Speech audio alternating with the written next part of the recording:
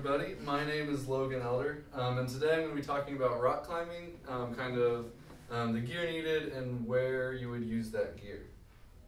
Did you know that in 2020 rock climbing will be added to the Olympics? It's a new sport called speed climbing. It's where two people have identical routes and race to the top, and the fastest time wins. And get to move on through that. So that's pretty awesome that rock climbing has officially become an Olympic sport. With that, there are 5 kind of big types of rock climbing. The first being bouldering, specifically indoor bouldering. It requires the least amount of gear. You need climbing shoes, which are these. They have a hard rubber sole and a stiff toe so that you can stand on really small ledges and better grip. And then you also need chalk and a chalk bag. This is an example of a chalk bag. There's a ton of varieties of colors, sizes, and you also need a chalk to go in it. And that helps with your grip. It allows the sweat not to be on your hands and keeps your hands dry so that you can hold on to different types of holds and stuff. Next, we have outdoor bouldering. That you add one more piece of gear, and it requires all the other same gear. Plus, now you, instead of the gym having the pads already on the ground for you, you have to bring your own things called crash pads, which are just portable foam pads that you can place underneath you wherever you're climbing. That way, if you do fall, you don't fall onto the rocks, you fall onto soft, cushiony pads. Thirdly, we have top rope climbing. This gets into a lot more gear. Now we have a climbing harness. This is an example of a climbing harness. There are a ton of different variations of climbing harnesses. You want to find one that's certified. Don't just buy any climbing harness. You also need an ATC, which stands for air traffic control, or a belay device. This is one here. The rope goes through and then clips underneath the carabiner, and that clips to the person belaying you. And so both the climber and the belayer need a harness. You also need locking carabiners, which is like this carabiner here. You need one for the belayer, and then 2 at the top, where you will be connecting to bolts.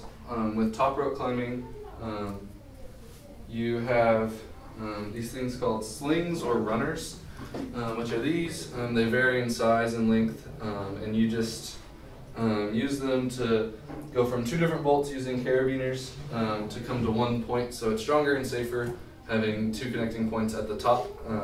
That's why it's called top rope climbing. You can reach the top, you don't have to climb to the top to touch the rope. And you also need a helmet, which is just any climbing helmet. Climbing helmets are a little different than bicycle helmets and stuff, so I don't have one with me, but that's an example of one here. And lastly, you need a climbing rope.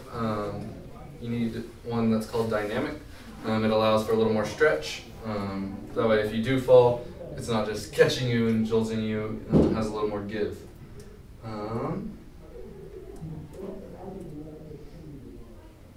Next, we have sport climbing, and that is where you start at the bottom and climb to the top to attach the rope. So we have all the same gear as top rope climbing, except now we're using quick draws.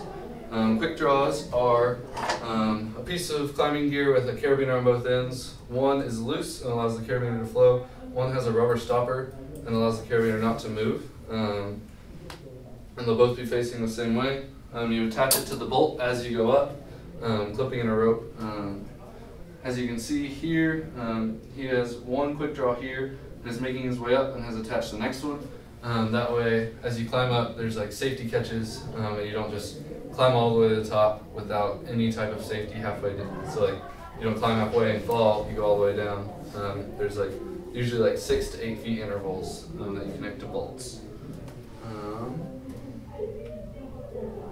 Next, we have the one that requires the most experience and knowledge of climbing. That's traditional or trad climbing. This is all the same as top rope, except instead of quick draws, we use these things called cams or cams or nuts. These are nuts and these are cams.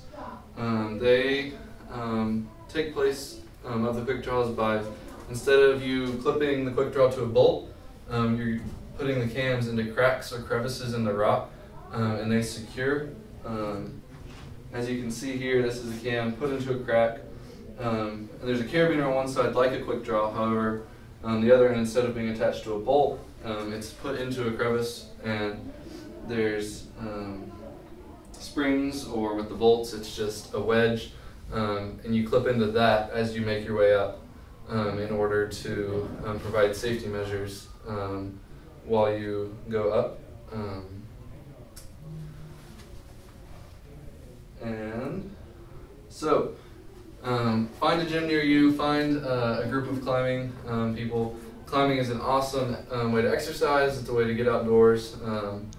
If you can't do the outdoor stuff because it requires more gear, bouldering is a great alternative. I personally have a gym membership to a gym in Austin, and it's just a really fun time and really great experience.